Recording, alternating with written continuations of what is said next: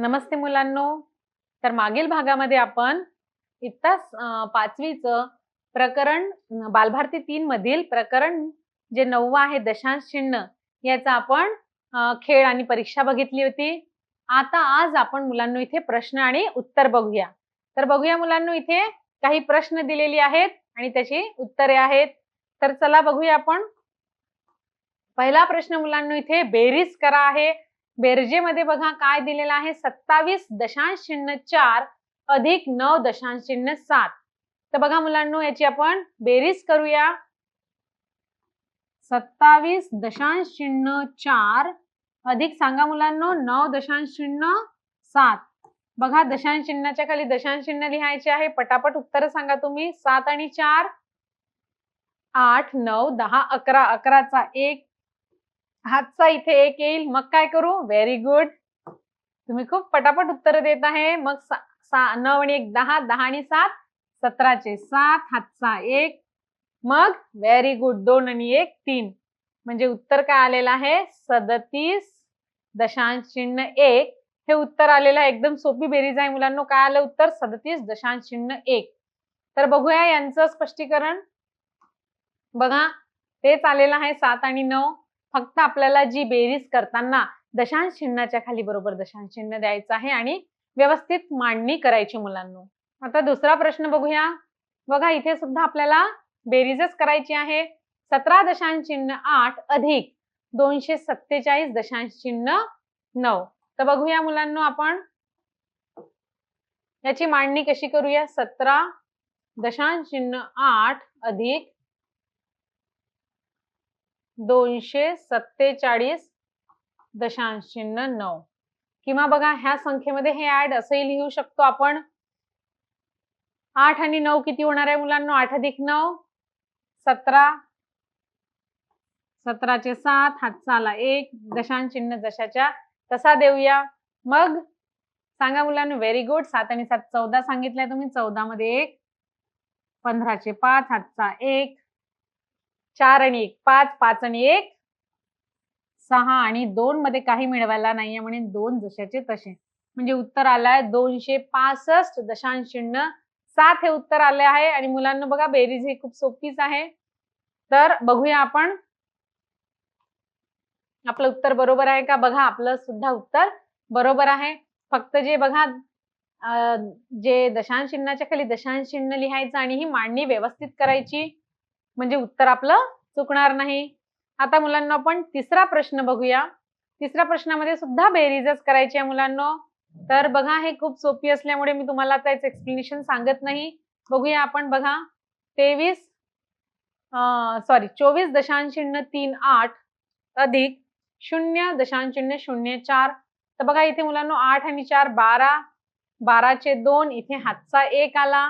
इथे हातचा 1 आला. 3 आणि 1 4. मग बघा 4 आणि 0 4. 2 मध्ये काही मिळवायला नाही म्हणजे 2 जशाचे तसं. म्हणजे समजलंच नक्की मुलांना हे तुम्हाला ही बेरीज कशी करायची. आता चौथा प्रश्न बघूया. बघा चौथा प्रश्नामध्ये काय आहे मुलांना? वजाबाकी करायची आहे. तर बघा वजाबाकी मध्ये बघा 40.9 वजा 5.7. तर यांची आपल्याला काय करायची आहे मुलांना? वजाबाकी. तर बघा आपण 40.9 वजा 5.7. तर बघा मुलांना 9 मधून 7 गेले, 2 राहतील. दशांश चिन्ह जशाच्या तसा. इथे शून्यातून 5 जात नाही.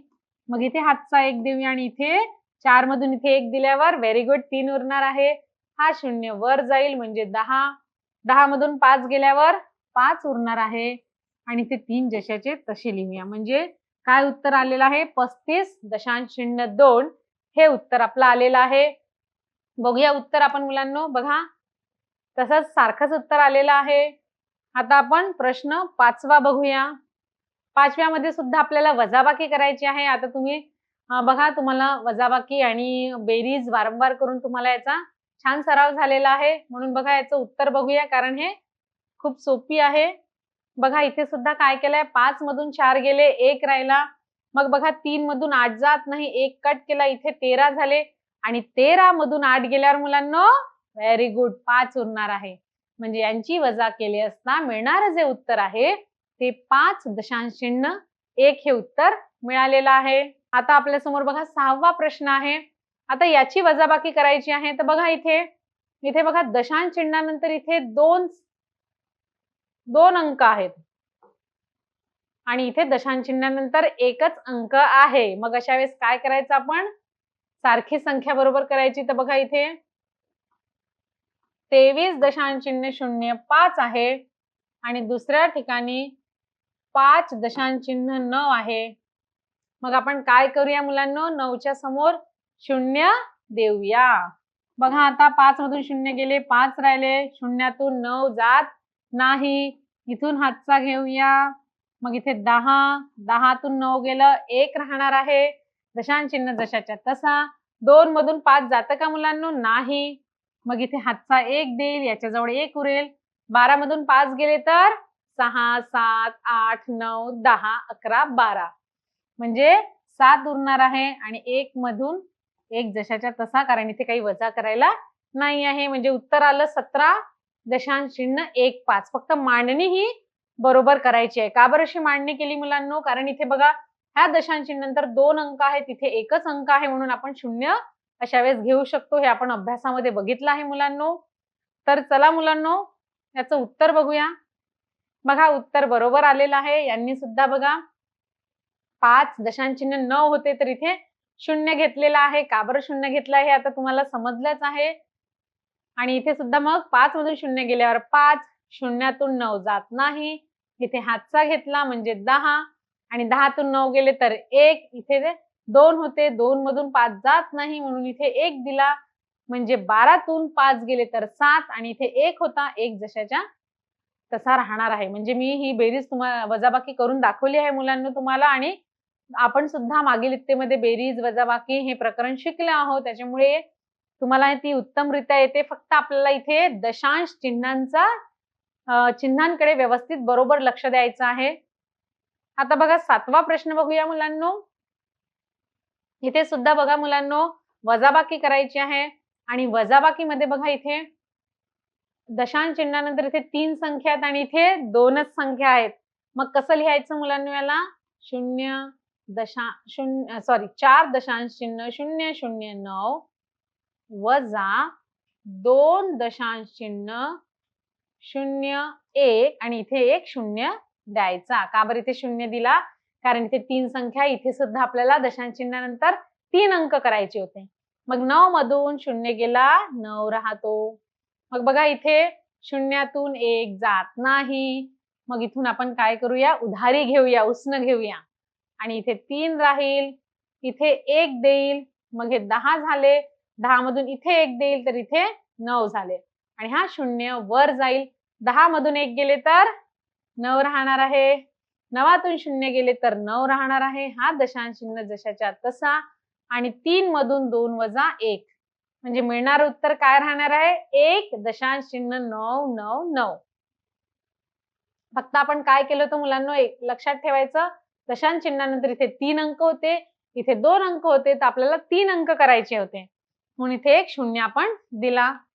तर बघूया मुलांनो, कारण बघा 2.01 बरोबर 2.01 आणि इथे सुद्धा त्यांनी 0 दिलेला आहे आणि अशा प्रकारे वजाबाकी केली आहे मुलांनो.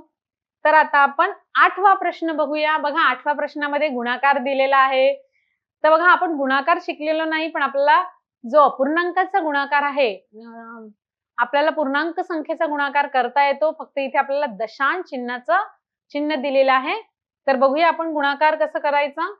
तर सांगा मुलांनो, गुणाकार काय आहे? 5 गुणिला 6, 5 दशांश चिन्ह 6 गुणिला 3 दशांश चिन्ह 2. तर बघा आपण इथे 2चा फाडा म्हणूया. 2 बेसख 12चे 2 हातचाला 1. मग बघा 5 दुने 10, 10 आणि 1 11. मग आता 3 ने आपण इथे भाग गुणूया.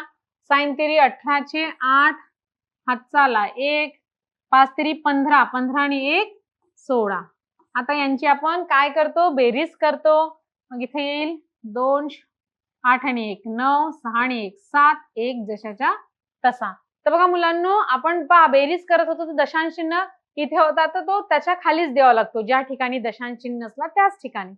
पण इथे मुलांनो काय करायचं आहे, आपण गुणाकारामध्ये काय करतो, दशांश चिन्ह एक संख्येनंतर आहे, 1 आणि 1 म्हणजे इथे 2 नंतर दशांश चिन्ह येणार आहे मुलांनो.